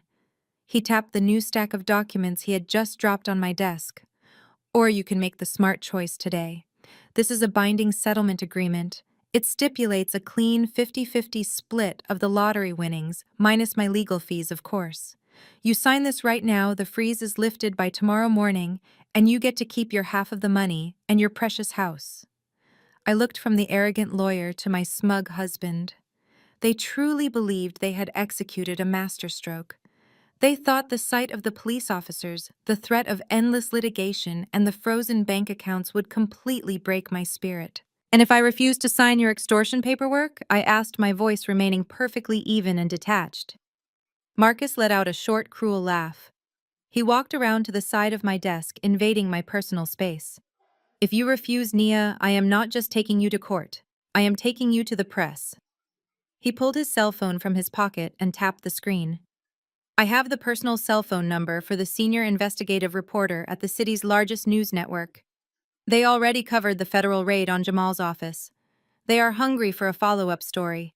How do you think the public will react when they find out the wife of the man being investigated for federal tax fraud just won $10 million and is refusing to help his innocent family?" Marcus leaned down until his face was only inches from mine. "I will go on live television. I will tell the entire city that you are a greedy, vindictive gold digger who hit the jackpot and immediately threw her black husband to the federal wolves to save herself. I will tell them you are hoarding wealth while my mother loses her church and my brother faces prison. Your reputation in the corporate accounting world will be completely destroyed. No firm will ever hire you again. You will be toxic." The two police officers shifted uncomfortably by the door, clearly realizing they had been brought in to facilitate a blackmail attempt, but they said nothing. "You have exactly 24 hours," Marcus stated, his voice ringing with absolute finality. "You sign that settlement agreement and wire $5 million to Richard's trust account by noon tomorrow, or I make the phone call and destroy your life. Have a great day at work, sweetheart." Marcus turned around, adjusting his expensive suit jacket, and marched out of my office like a conquering king. Richard Vance gave me one last patronizing smile, tapped the desk twice, and followed his client out the door. The two police officers tipped their hats awkwardly and exited, pulling the frosted glass door shut behind them. The sudden silence in my office was deafening. The air was thick with the lingering scent of Marcus's expensive cologne and the heavy weight of his ultimatum. I stood up slowly from my leather chair. If someone were standing outside the glass walls of my office looking in, they might think they were watching a terrified, defeated woman whose entire world had just collapsed. They might think I was trapped in a corner with no way out. But my posture was perfectly straight. My breathing was slow, measured, and completely calm. My heart rate had not elevated a single beat during their entire theatrical performance. I was not the prey backing into a corner. I was the hunter standing perfectly still in the brush, watching the arrogant prey step willingly into the center of a steel trap. Marcus thought his aggressive divorce filing was a lethal weapon. He thought freezing the lottery ticket was the ultimate checkmate. He had no idea that by filing those specific legal papers, he had just handed me the exact key I needed to destroy him completely. I reached into my blazer pocket and pulled out my cell phone. I did not call a divorce attorney. I did not call the police. I dialed a private unlisted number that I had saved in my contacts months ago. The line rang twice before a deep, authoritative voice answered on the other end. "It is Nia," I said, my voice echoing softly in the empty room. He took the bait. "The emergency injunction is filed, and the funds are frozen. He just threatened to go to the press tomorrow at noon." The voice on the other end murmured a brief acknowledgement. I smiled, feeling a profound sense of absolute control wash over me. "Do not wait for his deadline," I instructed, my eyes locked on the settlement papers sitting on my desk. "Start the final step right now. Let them think they are winning for just a little bit longer. Today is his victory lap. Tomorrow, we burn it all to the ground." The next morning, the air inside the downtown family courthouse was cold and sterile. I walked through the heavy glass doors and cleared the security checkpoint with my leather briefcase firmly in my grip. I did not bring a lawyer with me. I did not need one. In financial disputes, the most powerful weapon is never the loudest attorney in the room. It is the undeniable truth of a verified paper trail. I took the elevator up to the 4th floor and walked down the quiet hallway toward mediation room 412. When I pushed open the heavy wooden door, the scene waiting for me was exactly as I had pictured it. Marcus and his entire entourage had already arrived and taken over the left side of the long mahogany conference table. Marcus was wearing the same expensive navy suit from the day before, looking incredibly pleased with himself. To his immediate right sat Richard Vance, the shark attorney, who was busy organizing a massive stack of heavily tabbed legal binders. But it was the two women sitting directly behind Marcus that made me want to laugh out loud. Beatrice and Chloe were seated side by side in the gallery chairs, perfectly aligned in their shared greed. Just 48 hours ago, Chloe was screaming that she was going to frame Jamal for domestic abuse to save her own skin, and Beatrice was begging Marcus to go to federal prison. Now they were sitting shoulder to shoulder, projecting a united front of suffering family members. The sheer desperation of the IRS investigation had temporarily bonded them together. They both desperately needed Marcus to successfully extort $5 million from me because my lottery winnings were the only thing that could pay off the federal government and save their luxurious lifestyles. At the head of the table sat the court-appointed mediator. He was a retired judge with silver hair and tired eyes who looked like he had already endured 1,000 bitter divorces. He gestured for me to take a seat on the empty right side of the table. Are we waiting for your legal counsel to arrive, ma'am? The mediator asked, looking at the empty chairs beside me. I am representing myself today, Your Honor, I replied smoothly, setting my briefcase on the table and taking my seat. Richard Vance let out a loud, patronizing chuckle. He leaned back in his expensive leather chair and looked at the mediator with a smug, knowing smile. Your Honor, I think that tells us everything we need to know about my client's wife. She is arrogant, reckless, and completely uneducated in the complexities of family law. We are ready to proceed and finalize this matter quickly so my client can access the funds that are rightfully his. The mediator sighed and opened his file. We are here to discuss the emergency ex parte injunction, freezing the $10 million lottery payout, and the subsequent petition for equal division of those assets. Mr. Vance, you may begin. Richard Vance stood up from his chair. He picked up a thick, leather-bound copy of the State Family Legal Code and slammed it down onto the center of the mahogany table with a loud, echoing thud. It was a cheap theatrical tactic designed to establish dominance in the room. Behind him, Beatrice nodded approvingly, and Chloe crossed her arms with a victorious smirk. The law in this state is not a suggestion. Vance began, projecting his voice, as if he were arguing before the Supreme Court rather than a tired mediator. We operate under strict community property statutes. It is a very simple concept. Any wealth, any property, and any income acquired during the legal time frame of a marriage belongs equally to both spouses. It does not matter who purchased the winning ticket. It does not matter whose hand physically accepted the receipt from the cashier. That $10 million is a marital asset. Period. Vance began pacing slowly behind his chair, keeping his predatory gaze fixed entirely on me. My client Marcus Vance has been a supportive and dedicated husband for 4 years. He has provided a stable home environment while his wife worked long hours at a mid-level accounting firm. And how does she repay his years of marital devotion? The moment she gets incredibly lucky and wins a staggering sum of money, she attempts to hoard it. She freezes his mother's credit accounts. She verbally assaults his family. She tries to hide the funds and lock him out of his own financial future. I sat perfectly still, listening to his ridiculous monologue. Marcus actually looked proud, puffing his chest out as his lawyer painted him as the ultimate victim. Let us be completely honest here, Vance continued, his tone dripping with profound condescension. Nia is a basic corporate number cruncher. She did not earn this $10 million through business acumen or intelligent investing. She bought a piece of paper at a gas station. She got lucky.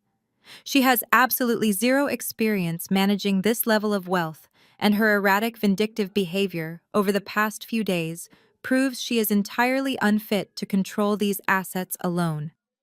We are demanding the immediate unfreezing of the funds, the transfer of $5 million into my client's private account, and a formal order for Nia to cover all of my legal fees due to her malicious attempts to conceal marital property. Vance sat back down heavily, clearly extremely satisfied with his own performance. Beatrice leaned forward and whispered loudly enough for the whole room to hear. Thank you, Richard. Finally, someone is putting her in her place. The mediator turned to me. Ma'am, do you have a response to Mr. Vance's demands, or do you wish to review the settlement agreement they have proposed? I looked at the people across the table. They were practically vibrating with anticipation.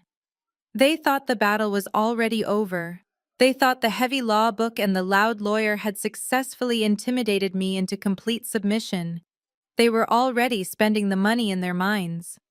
I reached out and rested my hands on the brass locks of my briefcase. I completely agree with Mr. Vance on one specific point, I said, my voice calm and crystal clear in the quiet room. The law in this state is not a suggestion. It is absolute. And community property statutes are indeed very clear regarding assets acquired during a marriage. Marcus smirked and whispered something to his lawyer. He thought I was surrendering. He thought I was finally bowing down to his superior strategy. However, I continued slowly releasing the brass locks with 2 sharp clicks. Mr. Vance made a rather fatal assumption during his passionate speech.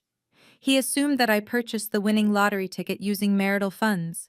He assumed I used my standard payroll checking account or the joint savings account that my husband so generously drained to fund a federal money laundering operation. Vance frowned slightly, his thick eyebrows pulling together in sudden confusion. "What are you talking about?" he demanded, his patronizing tone slipping just a fraction. I opened my briefcase. I did not pull out a massive stack of legal binders. I did not have a heavy law book to slam on the table. I simply reached inside and pulled out a single crisp piece of paper. It was an official certified bank transcript bearing the raised seal of a highly exclusive private wealth management institution. "As a forensic accountant, I track money for a living," I said, looking directly into Richard Vance's eyes. "I know exactly how to compartmentalize funds. I know how to trace a dollar from its point of origin to its final destination. And more importantly, I know the exact legal definition of separate property." I slid the single piece of paper slowly across the polished mahogany table until it rested directly in front of the arrogant lawyer. "I suggest you read the source of funding used to purchase that lottery ticket, Mr. Vance," I said, leaning back in my chair and crossing my legs. "And then I suggest you explain to your client why he is never going to see a single penny of my money." Richard Vance picked up the document. He adjusted his reading glasses and scanned the highlighted section of the bank transcript. The room was so quiet I could hear the faint hum of the air conditioning vent above us. I watched the exact moment the realization hit him. It was a physical transformation. The smug, arrogant color drained completely from his face, leaving him looking like a sick ghost. His mouth opened slightly, but no words came out. A thick bead of sweat formed at his hairline and slowly rolled down his temple. His hands began to tremble so violently that the paper shook loudly in the silent room. "What is it?" Marcus asked, leaning over, trying to see the paper. "Richard, what does it say? Tell her she has to pay us." Richard Vance did not answer his client. He simply stared at the piece of paper. His predatory confidence entirely shattered his mind, desperately trying to comprehend the massive legal trap he had just blindly walked his client right into.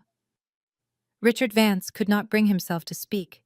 He just sat there, his mouth slightly open, staring at the raised seal on the bank document as if it were a signed death warrant. Marcus, growing increasingly agitated by his lawyer's sudden and complete paralysis, reached out and snatched the paper right out of Vance's trembling hands. "What is the problem?" Marcus demanded, his eyes darting aggressively across the page. "It is just a bank statement. It shows a withdrawal of $10 at a gas station." "So what?" "That proves she bought the ticket during our marriage. Tell the judge to grant the petition and give me my money." I leaned forward, resting my forearms on the cool mahogany table. "You really should let your attorney explain the law to you before you start spending millions. You do not have Marcus." I turned my attention to the court-appointed mediator, who was now leaning forward with genuine interest, his tired eyes suddenly very alert. "Your Honor." I began, keeping my voice steady and professional. "Mr. Vance spent a great deal of time lecturing this room about the absolute nature of community property statutes. And he is correct. In this state, the law dictates that the majority of income earned and assets acquired during a marriage are subject to an equal 50-50 division upon divorce." I paused, letting my eyes sweep across the terrified faces of Beatrice and Chloe before landing dead center on Marcus. "However, there is a very strict, undeniable, and universally recognized legal exception to that rule," I continued. "Inheritances. Under state and federal family law, any money inherited by one spouse is classified as separate property. It does not belong to the marriage. It belongs solely to the individual who inherited it, completely immune to division in a divorce proceeding." Marcus scoffed loudly, waving the paper in the air. "You did not inherit $10 million, Nia. You won the lottery. You bought a ticket at a convenience store on a Tuesday afternoon while we were legally married. Stop talking in circles and trying to confuse the mediator." I did not break eye contact with him. I bought a ticket on a Tuesday afternoon, Marcus, but I did not use my corporate salary to buy it. I did not use the joint checking account that you drained to fund your brother's criminal enterprise. I used a debit card. Specifically, a debit card linked exclusively to a private wealth management account, holding the funds left to me by my late grandmother. The silence that followed was absolute. I could hear the faint, rhythmic ticking of the wall clock behind the mediator.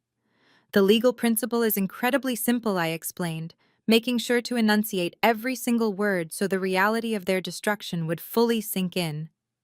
The fruit of separate property remains separate property.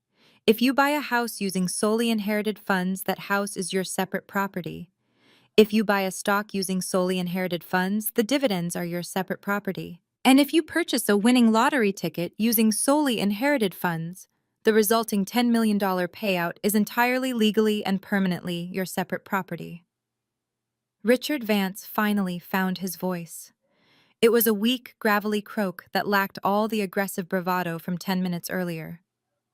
He looked at me, his eyes filled with the desperate, grasping panic of a lawyer watching his massive contingency fee evaporate into thin air. "You must have commingled the funds," Vance stammered, pointing a shaking finger at me. "In a 4-year marriage, it is impossible to keep an account entirely separate. You must have deposited a paycheck into it at some point. You must have used it to pay a joint utility bill or buy groceries for the marital home. If you mixed even one single dollar of marital income into that inheritance account, the legal shield is broken and the entire account is subject to community division." I smiled. It was the calm, devastating smile of a woman who had spent her entire adult life mastering the intricacies of financial law. "I am a certified forensic accountant," Richard replied softly. "I track commingled funds for multinational corporations. I know exactly what commingling does to a separate asset. I knew the moment I married Marcus that his family was financially reckless, so I took extreme precautions. I never transferred a single dime of marital income into that account. I never paid a single joint bill from that account. It has remained entirely isolated, pristine, and legally segregated for 6 years. The $10 I used to buy that lottery ticket was completely untainted by this marriage." I looked at the mediator. The bank transcript in front of Mr. Vance verifies the account type, the source of the funds, and the exact timestamp of the debit card transaction that matches the serial number on the winning ticket. There is no legal ambiguity here, Your Honor. The lottery winnings are my sole and separate property. Marcus has absolutely no legal claim to a single penny. The mediator reviewed the duplicate copy of the transcript in his file. He adjusted his glasses, nodded slowly, and closed his folder with a definitive snap. Based on the documentation provided, he announced, his voice echoing in the quiet room, "It appears the respondent is entirely correct. The funds are shielded under the separate property inheritance exception.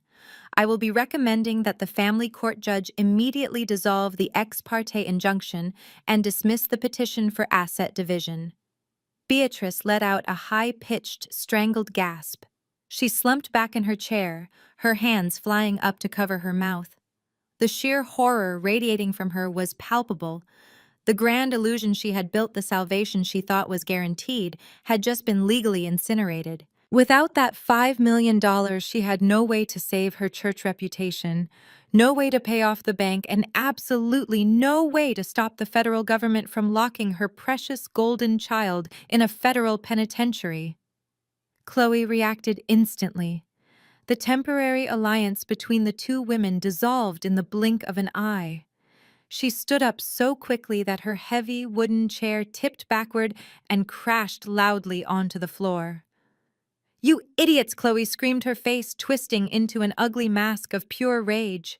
She glared at Marcus, then turned her fury onto Beatrice. "You told me this was a sure thing. You told me Marcus was going to get $5 million and pay off Jamal's federal tax debt. I delayed my divorce filing because you promised me we were going to be rich. You dragged me into this room for nothing." Chloe grabbed her Chanel bag off the table, her hands shaking violently. "I am calling the police right now," she shrieked, pointing a manicured finger at Beatrice. "I am telling the federal agents everything. I am telling them Jamal hid the money offshore, and I am telling them you knew about it the entire time. You're all going to prison. Chloe did not wait for a response. She turned on her heel and sprinted out of the mediation room, the heavy wooden door slamming shut behind her with a violent crack. Beatrice began to cry loud, hyperventilating sobs that echoed pathetically off the mahogany walls. She reached out, clawing desperately at Marcus's expensive suit jacket. "Marcus, do something," she wailed, tears streaming down her face, ruining her perfect makeup. "You have to fix this. Tell the lawyer to file another motion. Tell the judge she is lying. You have to get that money or they are going to take your brother away." But Marcus was not looking at his mother. He was staring at the certified bank transcript still resting on the table. His chest was heaving, his breathing fast and shallow. His mind, entirely built on a foundation of entitlement and superiority, simply could not process the reality of his defeat. He had spent years treating me like a second-class citizen, mocking my background, and allowing his family to belittle me because I came from the south side of Chicago. His entire worldview was fracturing. He grabbed the bank document off the table, his knuckles turning stark white as he gripped the thick paper. He looked at me, his eyes wide and wild with absolute denial. "Impossible." Marcus frantically crumpled the paper in his fist, shouting at the top of his lungs, "You do not have a rich grandmother. You are lying."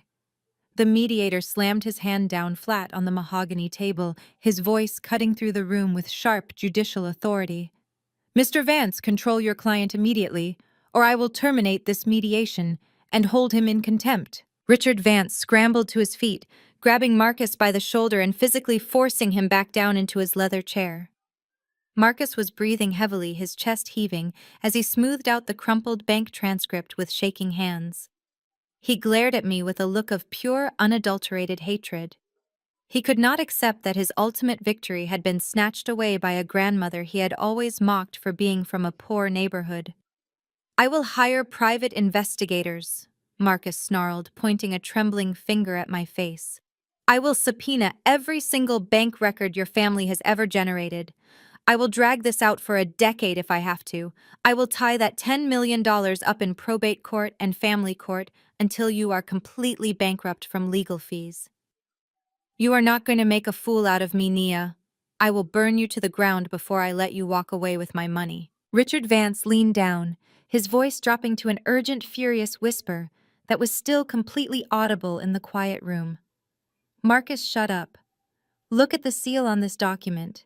It is a certified private wealth transcript. Fighting a verified inheritance claim requires a massive legal retainer up front. A retainer you absolutely do not have. The federal government has frozen your assets. You are broke. You cannot afford to litigate this." "I do not care," Marcus shouted, shoving his own lawyer away. "I will represent myself. I will file motion after motion. She is not taking what is mine." I watched him thrash like a drowning man refusing a life preserver. He was so completely consumed by his own ego that he was willing to destroy his own sanity just to spite me. I knew that even with the inheritance document, Marcus would never truly stop harassing me. He would spend the rest of his miserable life filing frivolous lawsuits, stalking my accounts, and demanding a share of a life he did not build. I needed to crush his delusion entirely. I needed to ensure that no lawyer in the country would ever take his case. I took a slow, deep breath, adjusting my cuffs before resting my hands on the table. "You can spend the next 5 years trying to prove I do not have a grandmother, Marcus," I said, my voice cutting through his frantic ranting like a blade. "You can drain whatever credit you have left chasing a ghost. You can represent yourself and file 100 motions, but it will be a complete and utter waste of your time." Marcus glared at me, his jaw clenched tight. "Why is that?" he snapped. "Because even if you somehow managed to convince a family court judge that the inheritance account was a total fabrication," I replied smoothly, "even if you miraculously proved that I bought that ticket with marital funds from my own paycheck, you still would not get a single penny of my money." Richard Vance stopped packing his briefcase. He slowly turned his head to look at me. his professional curiosity suddenly overriding his anger. The mediator also leaned forward, resting his chin on his folded hands. Marcus let out a harsh, mocking laugh. "You are delusional. If you used marital funds, it is community property. You just admitted it yourself 5 minutes ago. You cannot change the law just because you do not want to share." "I am not changing the law, Marcus," I said softly. "I am simply enforcing it." I reached back into my leather briefcase. The two sharp clicks of the brass locks echoed loudly in the tense room. I bypassed the financial folders and pulled out a thick, heavy packet bound in blue legal cardstock. It was not a bank statement. It was an official court document stamped with the red seal of the county clerk's office. I slid the heavy document across the polished mahogany table. It stopped right in front of Richard Vance. The shark attorney looked down at the title printed boldly on the front page. I watched the exact moment his professional composure completely disintegrated. His eyes widened, his mouth opened in silent shock, and he slowly lifted his gaze to look at Marcus as if he were looking at the stupidest man on the face of the earth. "What is that?" Marcus demanded, reaching for the packet. "What did she forge now?" "It is not a forgery," Richard Vance whispered, his voice completely hollow. He did not hand the document to his client. He just pushed it slightly away from himself as if touching it might somehow infect him with Marcus's sheer incompetence. "You did not tell me about this, Marcus. Before I took this case on contingency, I asked you if there were any existing legal agreements between you and your wife. You looked me in the eye and said no." "I forgot," Marcus stammered defensively, finally grabbing the document and looking at the front page. "What does this have to do with the lottery ticket?" I leaned back in my chair, folding my hands neatly in my lap. "Let us take a walk down memory lane, Marcus. Let us go back exactly 8 months ago. Long before your brother Jamal was under federal investigation for international money laundering, he had a completely different financial crisis. He had borrowed a massive amount of cash to fund his crypto startup, but he did not borrow it from a bank. He borrowed it from people who do not send polite collection letters. He borrowed it from loan sharks." Beatrice gasped from the gallery chairs. She covered her mouth with her hands, staring at her son in absolute horror. She had no idea how deep Jamal's criminal connections actually ran. "And because you have always been the ultimate sacrificial lamb for your family," I continued, keeping my eyes locked dead on my husband, "you co-signed that illicit loan. You guaranteed the debt of a man who has never paid a bill on time in his entire life." Marcus swallowed hard. The arrogant posture he had been maintaining all morning was rapidly deflating. "You came home to me terrified," I said, letting a hint of cold disgust creep into my voice. "You sat on our living room couch and you cried. You told me these men knew where we lived. You were terrified they were going to place a fraudulent lien on our house or worse, force a violent collection that would put my life in danger. So you came up with a brilliant cowardly plan to protect our assets." I pointed a single manicured finger at the blue packet in his hands. "You downloaded a standard legal template from the internet. You filled it out, brought it home, and begged me to sign it. Just on paper, you said. Just to legally sever our financial liabilities so the loan sharks could not touch my corporate income or the equity in the house I paid for. You told me you were doing it to protect me. You told me it was an act of love." "I did protect you," Marcus shouted, his voice cracking with desperation. "They were threatening us. I had to put up a legal firewall to keep your assets safe. It was just a formality. We were still living together. We were still husband and wife." I smiled, and the sheer coldness of it made Marcus physically flinch. "The law does not care about your living arrangements, Marcus. The law does not care if we were sharing a bed or eating dinner at the same table. The law only cares about what is filed with the county clerk." I looked over at Richard Vance, who was currently rubbing his temples, looking like a man who was about to have a stress-induced heart attack. "Mr. Vance," I asked politely, "since you are the legal expert in the room, would you please explain to your client the exact legal definition and financial consequence of the document he is currently holding?" Richard Vance let out a long, exhausted sigh. He did not even look at Marcus. He kept his eyes fixed on the blank wall across the room. "It is a legal separation agreement," Vance recited in a monotone voice, entirely devoid of his previous courtroom theatricality. "Under state family law, the accumulation of community property permanently terminates on the exact date that a petition for legal separation is formally filed and stamped by the court."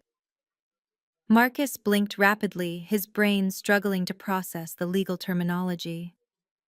"What does that mean?" he demanded, looking back and forth between his lawyer and the mediator. "What does it mean for the money?"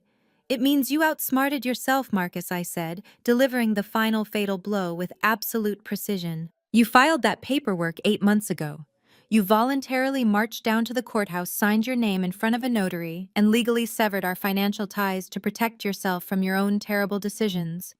You built a legal firewall to keep my money separate from your debt." I leaned forward, resting my elbows on the mahogany table, looking directly into the panicked eyes of the man who had tried to destroy me. "But firewalls work both ways, Marcus. I purchased the winning lottery ticket last week. Under state law, from the date the separation was filed, all acquired assets are entirely independent. I won last week. You get nothing." Marcus stared at the blue legal packet as if it had physically struck him in the chest. His mouth opened and closed repeatedly, but no sound came out. The absolute certainty that had carried him into this courthouse, the arrogant belief that he was entitled to $5 million of my money, shattered completely. He was looking at his own signature. He was looking at the very document he had used to deceive me 8 months ago, now acting as the impenetrable wall that would keep him in financial ruin for the rest of his life. I watched the panic rise in his eyes.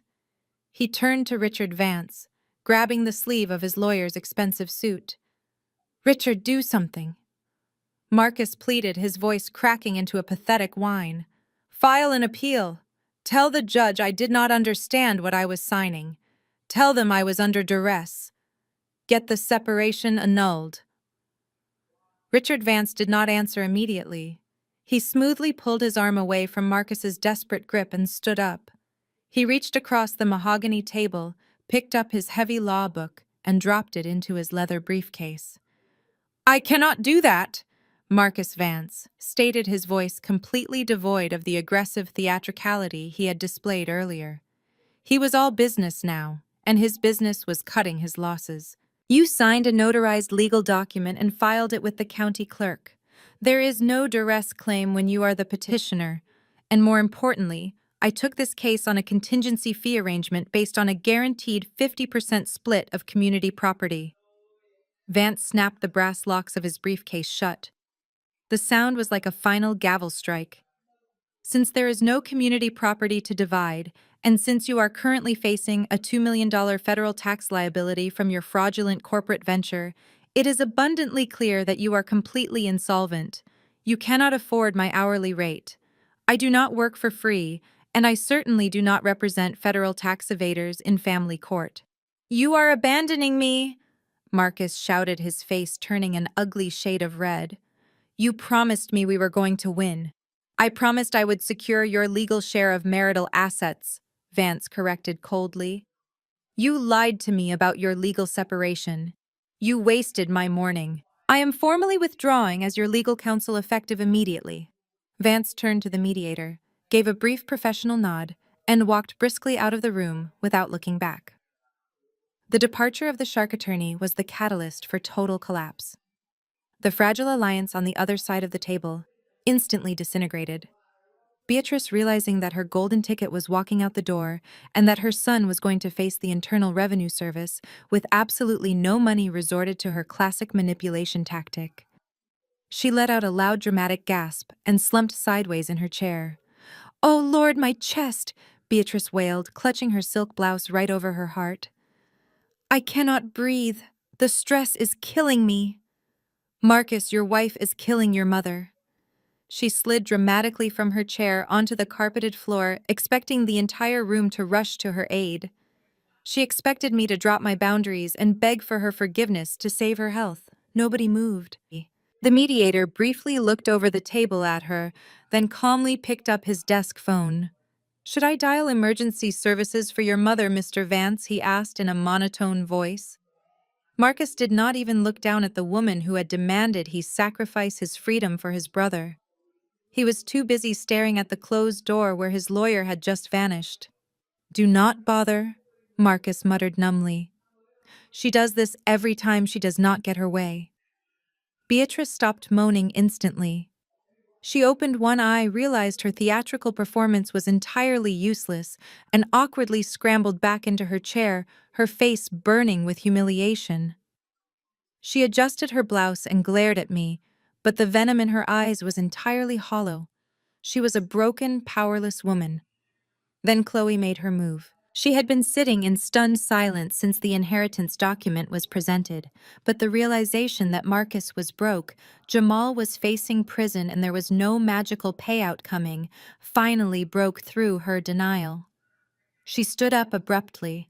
She reached for her left hand and violently yanked her diamond wedding ring off her finger. She slammed the heavy ring down onto the mahogany table. It spun loudly against the polished wood before coming to a stop near my briefcase. "I am done," Chloe announced, her voice shrill and trembling with self-righteous fury. "I am not going down with this sinking ship. I am filing for divorce today. This entire family is a toxic criminal mess, and I refuse to be a part of it for one more second." She pointed a manicured finger at Marcus, completely ignoring the fact that her husband Jamal was the architect of the entire fraud. "Tell your brother he is going to pay for this," Chloe demanded. "I wasted my prime years on him. I supported his stupid business ideas. I am going to sue him for alimony, emotional distress, and full compensation for my lost youth. I want the house, I want the cars, and I want my life back." I looked at Chloe, marveling at her absolute lack of self-awareness. She truly believed she could just walk away clean, playing the role of the innocent, victimized white woman who had been tricked by a deceitful black family. She thought she could take whatever assets were left and leave them holding the bag. "You might want to rethink your strategy, Chloe," I said calmly, leaning back in my chair. Chloe whipped her head around to glare at me. "Keep your mouth shut, Nia. This has nothing to do with you. You got your money. Now I am getting mine. There is no money for you to get," I replied, keeping my tone perfectly conversational. "And I highly advise you not to step foot inside a family court demanding spousal support. Because if you do, a judge is going to order a full forensic accounting of your marital assets, and they are going to find exactly what I found." Chloe froze, her hand hovering over her Chanel bag. "What are you talking about?" "I am talking about the fact that you are an accessory to federal financial crimes," I explained patiently. "You did not just turn a blind eye to Jamal's money laundering. You actively participated in the layering process. I tracked the wire transfers, Chloe. When Jamal moved the stolen funds from the shell company into your joint checking account, you were the one who immediately transferred that money into high-yield offshore trusts under your maiden name. You signed the wire authorizations. You used the illicit funds to pay off your personal student loans and finance your luxury shopping habits." The arrogant glare completely vanished from Chloe's face, replaced by stark, paralyzing terror. "Ignorance is not a valid legal defense when your signature is on the transfer orders," I continued smoothly. "You are fully implicated in wire fraud and credit fraud. If you try to sue Jamal for a massive divorce settlement, you will essentially be handing the federal prosecutors a detailed map of where the laundered money is hidden. They will not grant you alimony. They will seize every single thing you own, freeze your accounts, and formally indict you as a co-conspirator." Chloe slowly sank back down into her chair. Her mouth was open, but she could not speak. The realization that she was just as guilty, just as trapped, and just as ruined as the rest of them finally washed over her. She pulled her Chanel bag onto her lap and hugged it tightly, staring blankly at the wall. The room descended into a heavy, suffocating silence. Marcus sat with his head in his hands, completely defeated. Beatrice stared at the floor, her fake socialite persona destroyed. Chloe looked like she was about to be physically sick. They had walked into this courthouse an hour ago, completely convinced they were untouchable conquerors. Now they were just criminals waiting for the inevitable. The mediator cleared his throat, breaking the heavy tension. He gathered his files and stood up. Since the petitioner is now unrepresented and the legal foundation for the injunction has been definitively dismantled, I am officially concluding this mediation. The court will process the dismissal of the asset freeze within the hour. Good luck to you all. He turned and walked toward the private exit behind his desk, eager to escape the toxic atmosphere. I slowly closed my briefcase and engaged the brass locks. I stood up, smoothing the front of my blazer. I had done exactly what I came here to do. I had protected my future, exposed their lies, and delivered the ultimate consequence for their greed. I was ready to walk out of that room and never look back. But the universe had one final, perfectly timed piece of poetic justice to deliver. Just as I picked up my briefcase, the heavy wooden doors at the main entrance of the mediation room did not just open. They were pushed wide open with forceful authority. 3 men and 1 woman walked into the room. They were not wearing suits. They were wearing tactical windbreakers with bold yellow lettering across the back and chest reading, IRS Criminal Investigation. Right behind them stood 2 uniformed officers from the local economic crimes unit. The lead federal agent stepped forward, his eyes scanning the room before locking onto my husband. Marcus Vance, the agent, asked, his voice booming like thunder in the quiet room. Marcus slowly raised his head from his hands. He looked at the agents, his eyes wide and vacant. Yes, he whispered. The agent reached to his belt and unclipped a pair of heavy steel handcuffs. Marcus Vance, you are under arrest for conspiracy to commit federal tax evasion, wire fraud, and operating an unlicensed money-transmitting business. Stand up and place your hands behind your back. The sharp metallic click of the handcuffs echoing in the mediation room was the most beautiful sound I had ever heard. Marcus did not fight back. All the arrogant bravado that had fueled him for the past 4 years drained out of him in a single terrifying instant.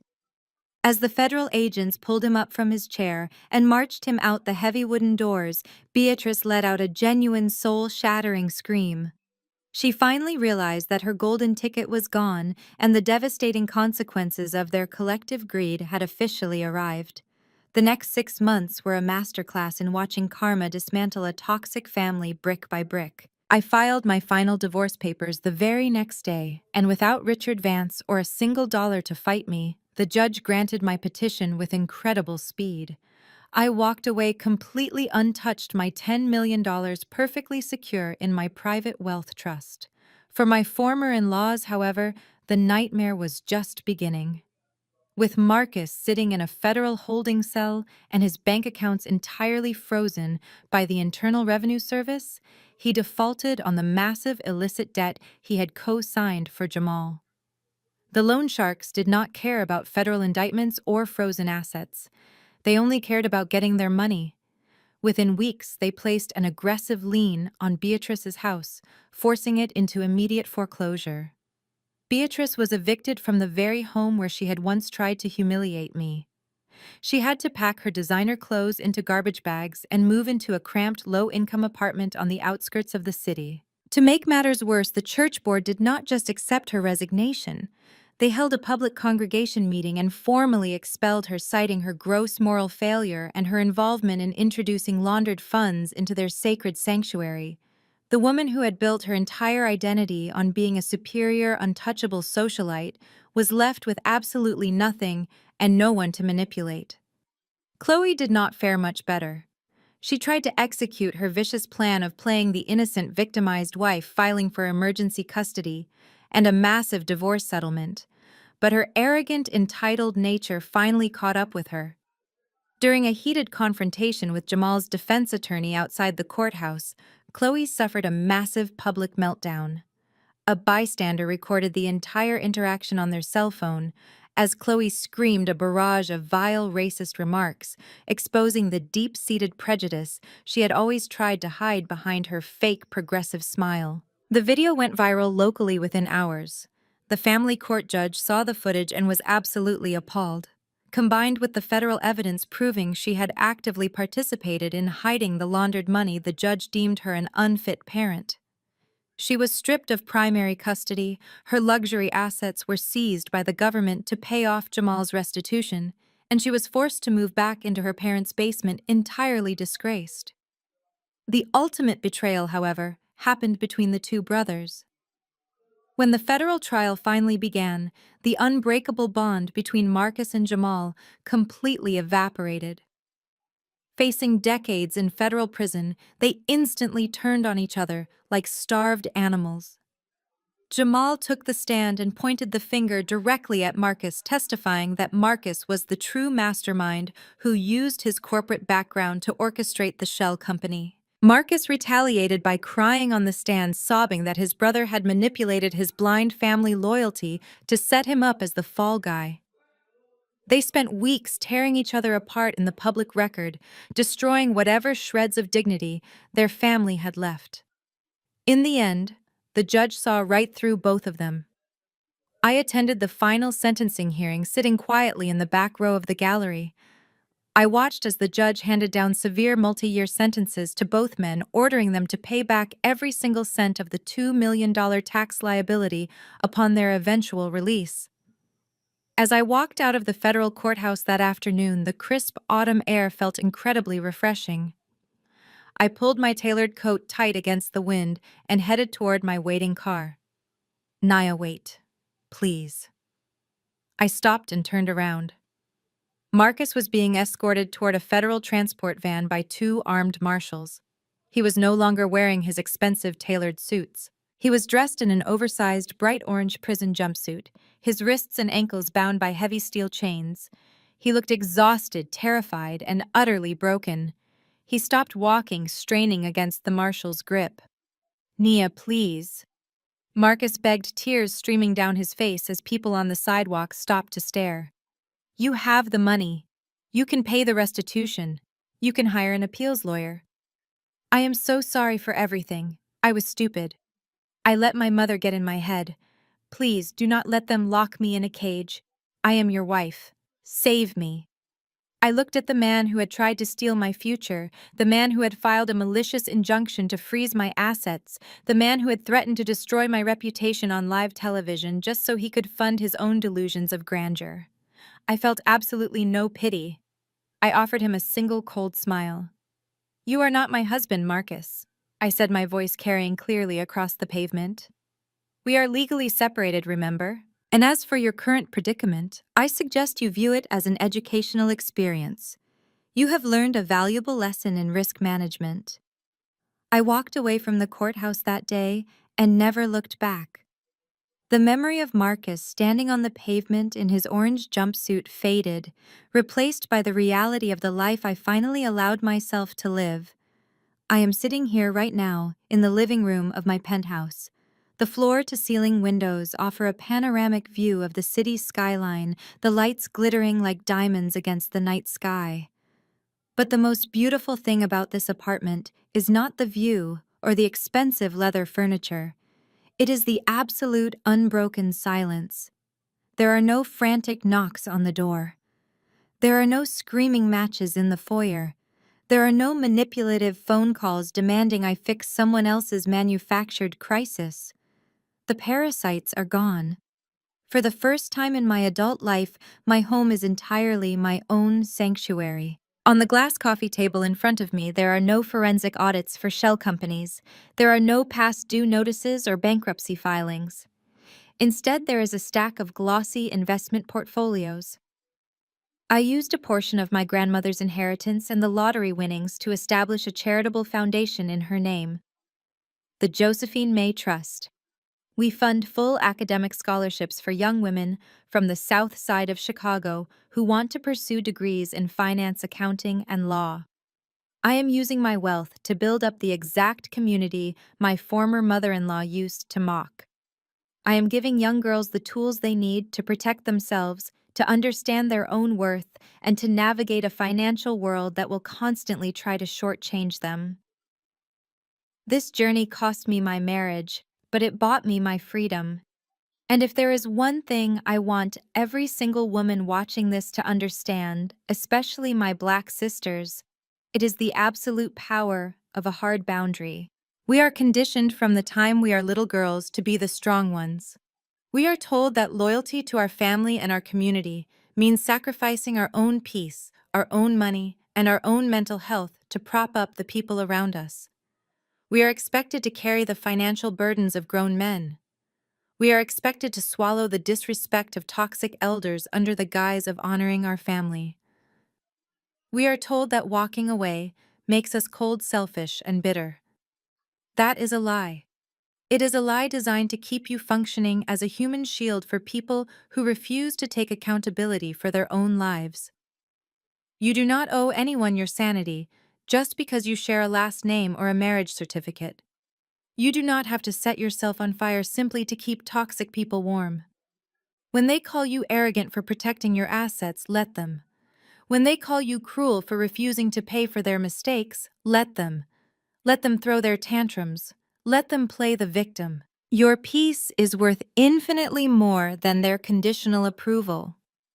The people who truly love you will never ask you to compromise your dignity to prove your loyalty.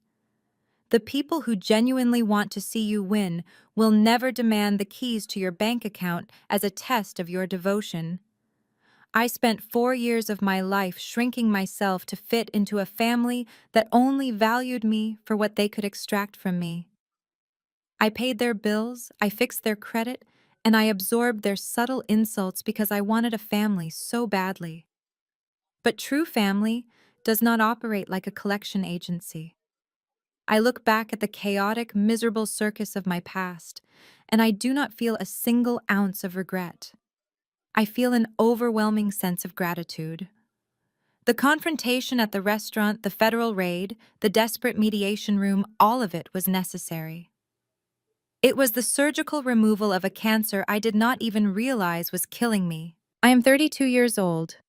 I am financially independent, and my future belongs entirely to me. I lean back against the plush cushions of my chair and pick up my crystal glass. The dark red wine catches the ambient light of the room. I take a slow, satisfying sip, feeling the absolute weightlessness of my own independence.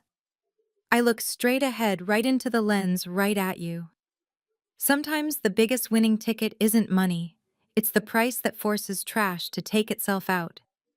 Cut to black.